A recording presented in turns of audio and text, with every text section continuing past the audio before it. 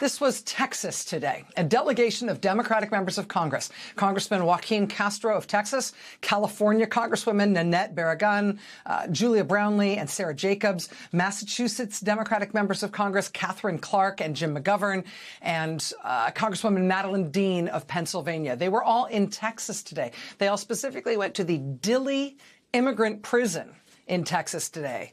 Dilley is about an hour outside of San Antonio. These members of Congress went there to get the Gamez-Cuellar family out of that prison. The Gamez-Cuellar family is a family from Texas. They have two teenage sons who are part of an award-winning band at their high school. Because of that band membership, they were invited to Washington, D.C. by their Republican Congresswoman, Monica de la Cruz. They and their band visited the White House and they performed in Washington. And then after they got home, the two brothers from that family and their parents were arrested by Trump's federal agents. One of the brothers and the parents were locked up in that hellhole, that family prison in Dilley, Texas. The older brother, the one who's 18, he was separated from his younger brother and his mom and dad. He was locked up on his own 3.5 hours further south in Texas, in Raymondville, Texas. But all members of the family got out today. After a lot of news coverage about what has been done to this family, and after these seven members of Congress got into Dilley to get them out. The other facility that was just holding the older of the two teenage brothers, the older of the two high school boys in this family, this was Raymondville, Texas this weekend. Local folks there rallying for the older teenage son in that family who was separated from his family and locked up there all alone. Today, he got out from Raymondville as his mom and his dad and his younger brother got out from Dilley. And Congressman Castro is now helping the whole family get home. The largest ICE prison anywhere in the country is also in Texas. It's way out in West Texas on the Fort Bliss military base. They call it Camp East Montana. They only opened Camp East Montana in August. Already at least 3 people have died there, including one whose death was ruled a homicide by the county medical examiner, a homicide at the hands of staff at that facility. They wanted Camp East Montana to hold 5,000 people, but they never got the numbers there close to it. What with the people dying there and the measles outbreak there and the freaking tuberculosis there, seriously, they've now reduced the number of people held at Camp East Montana to roughly 1,500 people. Within the past few days, there have been reports that they may be closing Camp East Montana altogether. And of course, it's all quite opaque. The Washington Post reporting that it looks like Camp East Montana is closing down. The El Paso Times obtaining an internal email that suggests, okay, maybe it's not closing down.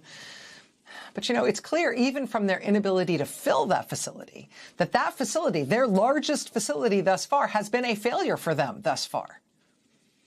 I mean, just in terms of the scale of this thing, the largest federal prison, like real prison in the United States, holds 4,000 people. Why did they think that under the wise, experienced leadership of Kristi Noem, they'd be instantly able to stand up a massive facility even larger than the largest federal prison in the United States? And it wouldn't just be one. They want to stand up massive facilities all over the country, all of which will hold way more people than the largest federal prison in America. I mean, Camp East Montana is the biggest one they've tried to operate yet. At 5,000 beds, right? It is already a catastrophic failure and is limping along now with multiple disease outbreaks and multiple deaths, and it's only at roughly 30% of its 5,000 person capacity. So tell me how it's going to go when they try to open these new facilities they're trying to build in these warehouses to hold not 5,000 people, but 7,000 people, 8,000 people, 10,000 people, 14,000 to 16,000 people are the highest numbers they have proposed for some of what they're calling these mega facilities. You think they're capable of running those? Looks like they're about to close the one they tried to build for 5,000 people, the first one they tried. This was a protest this weekend in Georgia against plans to build a 10,000-person Trump prison camp in Social Circle, Georgia.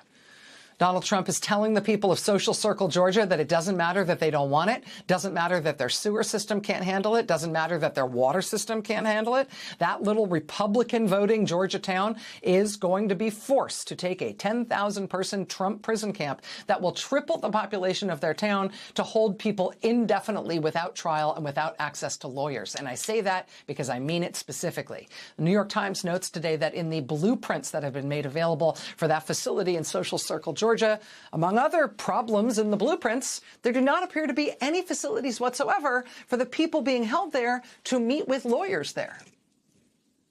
And that's because this is, honestly, this is a black site prison to hold people without trial and without access to legal representation indefinitely. That is what all of these places are that they are trying to build.